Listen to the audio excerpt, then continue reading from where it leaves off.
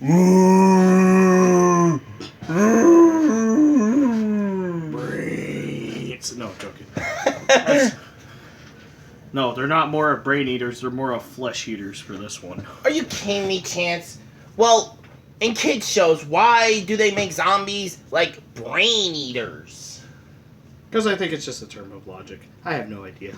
Oh, hi everybody. This is Critic Creature here with my brother, and today I'm gonna do an interview with him on the remake of Resident Evil 2.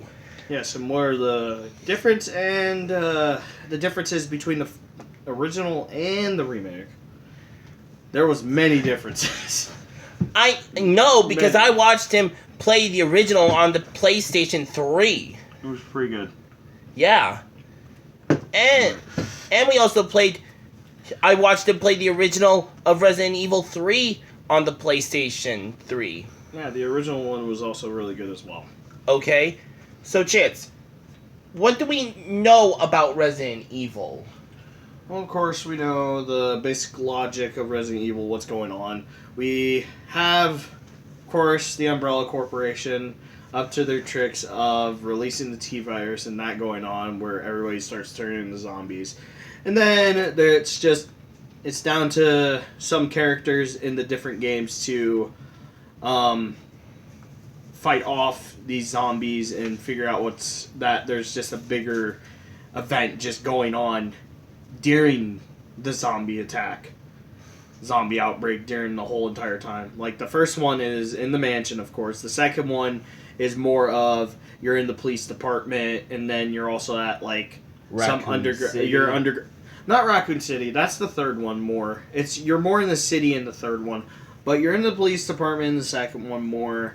And then you're also going from that. You start going in the sewers and then making your way through there, going to a secret laboratory where it just ends up going down to getting to the final boss and all that. Where you find out just more. So what's the differences of the gameplay between the old Resident Evil 2 and the remake? Well, the old one, of course, we all knew had like some really like pixely graphics because, of course, it was on the PlayStation 1, PlayStation 2. That's how it was back then, but it was still pretty good nonetheless. But with the differences made in the original and the new one was camera differences because, of course, because you watched me. Yeah. The original Resident Evils always had those camera turns where it was just the camera turned by itself. You had no control of it. Then in the new one, we had our own third-person point of view where we could move the camera ourselves and control it.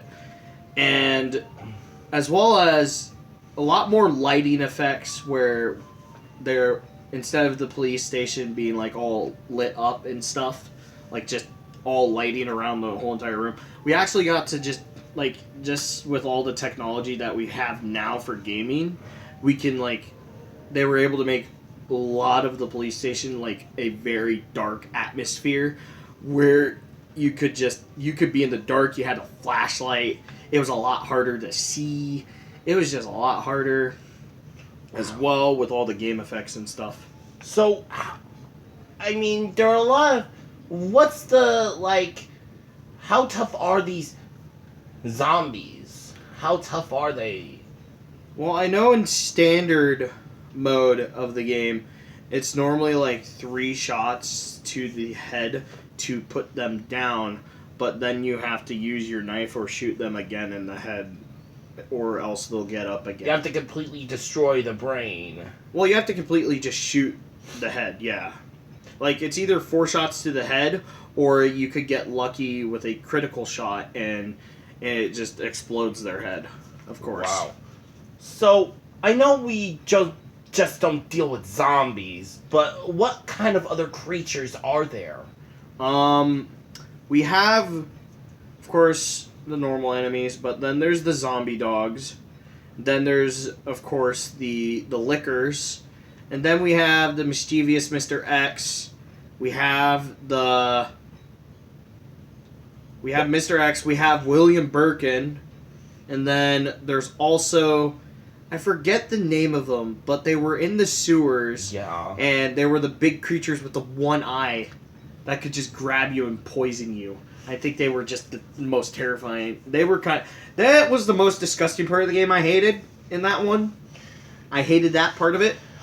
So, yeah, you say it's a lot more terrifying, but how scared do we get when we know that these monsters are, like, chasing us? I know that zombies are, like, slow and everything. It's very intense because the thing is, one, in the original, Mr. X would just come at, like, a certain point in the room, in one room at a time. But then in the newest one, they were able to make it where he's just traveling around the whole entire police station, and you can just hear his footsteps. And once you know he's behind you, you know that you must run and avoid him, or he's going to get you. Even with the regular zombie attacks, the regular zombies, like, I know you could see them, but even at, like, a surprise, they could be at a door, and you could just, like, walk out instantly, and they'd just be right there and just surprise you. Even the lickers at one point would surprise you, because you don't even know they're there until you hear them, unless you're running through a room. Accidentally. Yeah, and you told us about the lickers, and what are the characteristics, like, of each of these other monsters? The licker is a lot more, it's faster than any other enemy, and it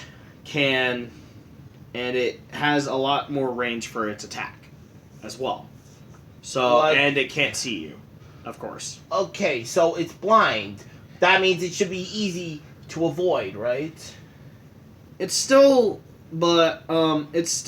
easy to avoid if you're walking, but if you've already ran into that room, then it already knows you're there.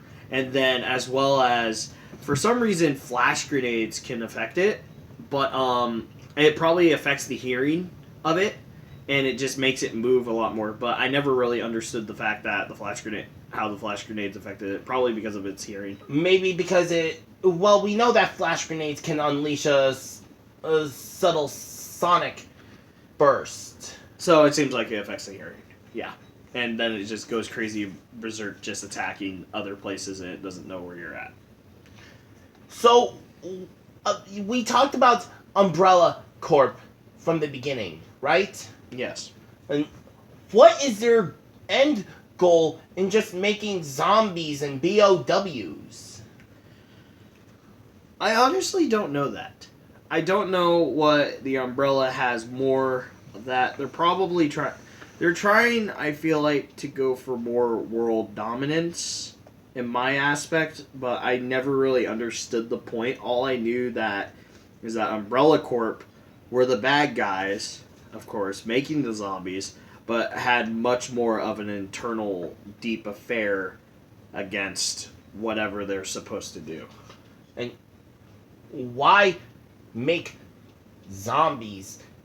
Why can't they just use their influence for good and make medicine the way they were supposed to?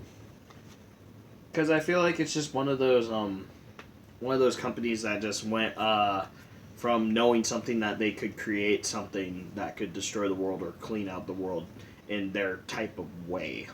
You mean make the world in their own image? Destroy it to create a Destroy it in their own way and create it in their own image, sort of thing. I think that's what they're trying to go for. I don't know exactly. Well, that makes sense. We saw with Birkin. I mean, he didn't turn into a zombie. It's like he turned into some kind of freak in nature. The virus he was working on was the G virus, which seems like it's more of a type of super soldier instinct, type of super soldier thing, whatever going on, formula. I have no clue, but there was like side effects that kind of ruined him. It was mixed, I believe, with the T virus. I don't know that exactly. And we know that Mr. X, it's different. The Tyrant, yeah. He goes by Mr. X or the Tyrant, but we understand that he's not like a completed version of this eliminating soldier? They're trying. It's just like the first tyrant in the mansion, where he was just a prototype with his claw. The second one was a lot more smarter because it knows what to do and what it needs to do. They gave it instinct. It's just like how he's a prototype, and then Nemesis is still a prototype, but still he's more of the perfected one because he knows what to do. So he can carry out an order. He can take orders. Mr. X can, but it just goes like that. He's more of a slow type of dummy. A one-track mind. One-track mind. So if you tell him to he's just going to kill. That's it. Nemesis actually has orders where he was ordered to kill all star members, and he knows who's a star member.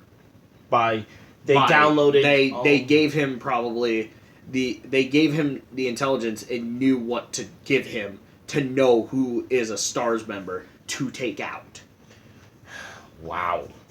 And then kill anybody in the path to get to the stars member. And okay, enough about the shooting and everything else, but I understand that there are other puzzles and everything in Yes. How hard are they? They're not really that hard to figure out. It's more of like a consuming where you have to go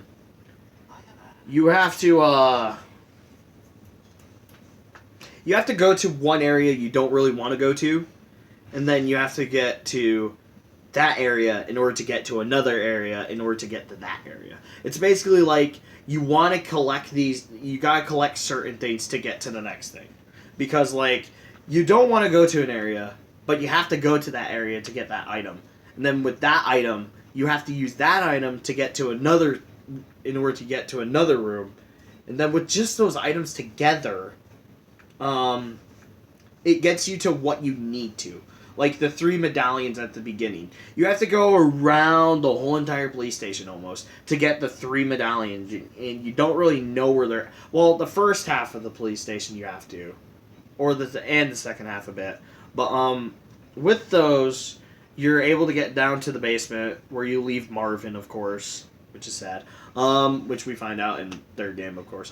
The 3 medallions take you down to the basement, but like you had to go to areas you didn't want to, but you had to in order to move on, and it's kind of scary still because you're gonna have to have one item just to get to another item.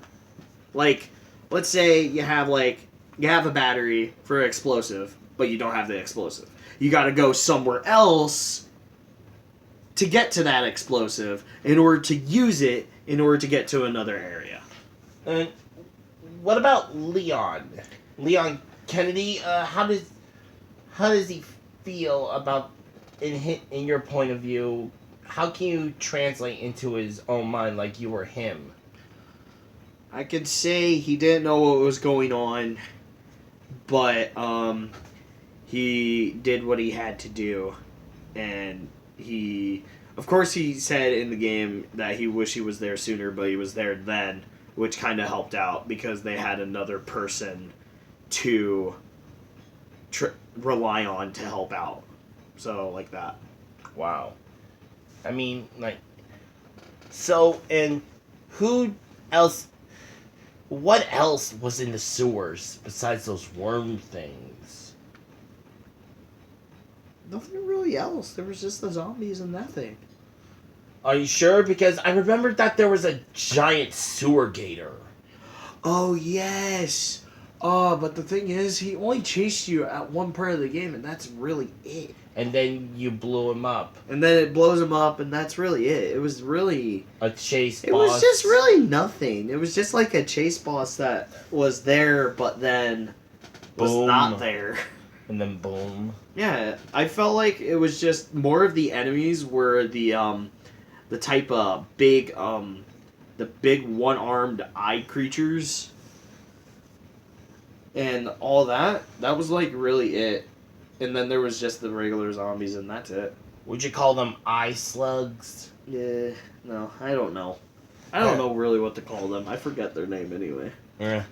Well, those eye tentacle things. Yeah. I mean, those things had to be like almost impossible to kill. They were. I mean, They were really hard to defeat. They had a lot of damage you had to put on them like in order to take them out. What? Like grenades and stuff? Grenades, a couple shotgun shots, but also there was the flamethrower that you had just gotten. But it was more of like you had this shock launch. Oh no, wait, that's Claire's side. That's Claire's side story.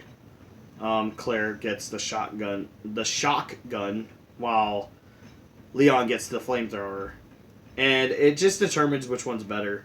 I felt like the shotgun did a bit more better because you only had to use 2 shots from it, when the flamethrower consumed about like 40 flamethrower in order to take one out. 40%. 40% of the flamethrower ammo.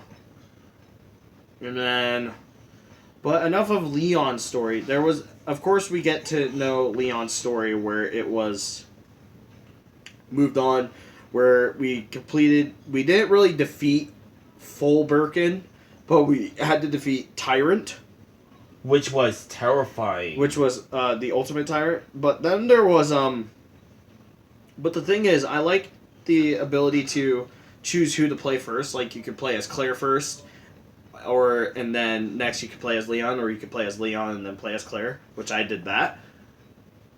Everything was pretty good. Oh, and I forgot about the plant zombies in the garden area of the lab. That was not fun. They would not die easily. Like, you would shoot them, you think they'd be dead, but they wouldn't. They'd get back up unless you killed them with fire. Of course, because it's simple Pokemon logic. Use fire to beat plants. Or ice, if you only had a cryo blaster. Yeah. But in the second part of the game, we had to be Claire, and Claire just ended up going through... You went through Claire's side of the story at that point, where she was at this point. Like, you start off at the gas station, but it starts off with Leon coming out, but then you go around a little bit the city and then make your way towards the side entrance of the police station, and then you end up getting in there. She got, I think, instead of a shotgun, she got an SMG, which I found more of the shotgun being effective, which I don't know why they would give an SMG to Claire. But she also got something else, and I forget it, because I can't forget the Magnum that Leon gets, which is really powerful, and you really wanted to save those rounds for the bosses, because that is the most powerful weapon you could have. Although the flamethrower is good, but the Magnum is probably one of the best ones you want to keep for later on. A Magnum pistol? Mm-hmm. Like sometimes what a cowboy It's like, would I use. think it's the Desert Eagle, like one, like that one. But Claire's side, getting back to it, it focused more on helping out the Birkin's daughter and keeping her from, and then all that, keeping her from her father, defeating the father. You went through some of the same areas, and you did some of the same boss fight parts, but it was different because you had to fight, instead of Tyrant being the final boss, you had Birkin as the final boss, and then you also had, of course, I forget to announce her, Ada is in the story with Leon more and all that. Of course, love, interest, romance, whatever. You do play as Ada a bit in Leon's side, which was a lot of fun. I thought it was pretty cool. Just how sassy is she? She's pretty sassy, but I kind of find it more that I liked how you got to switch to many different characters. Like, you're first playing as Leon, and then he gets hurt, and then you go on to Ada, and then you go back to Leon. But then, not only that, once you go to Claire's side, you're playing as Claire, but then you're also trying to play as the little girl. Birkin's daughter. Yeah, Sherry Birkin, and escaping the police chief and all that. And that was a lot of stuff. Who we can all agree is a total He was a total fool full of monkey dung. Yeah, he was annoying. I didn't like him. But yes, so far, what I have to say for my review of Resident Evil 2, the remake for it, is I think they did really good remaking the story, and I'm glad that they remade Resident Evil 3. And Resident Evil 3 is fun so far. I can't wait to continue playing that. And I can't wait to do a review with you on that one. Yeah, that'll be an awesome one. But so far, I have to say Resident Evil 2 Remake was a really top-notch game, and I think they did really good with it. Okay, I think that's all the time we're gonna give, so, hey, wanna do the ending roar with me, bro? Okay. 1, 2, 3, and roar!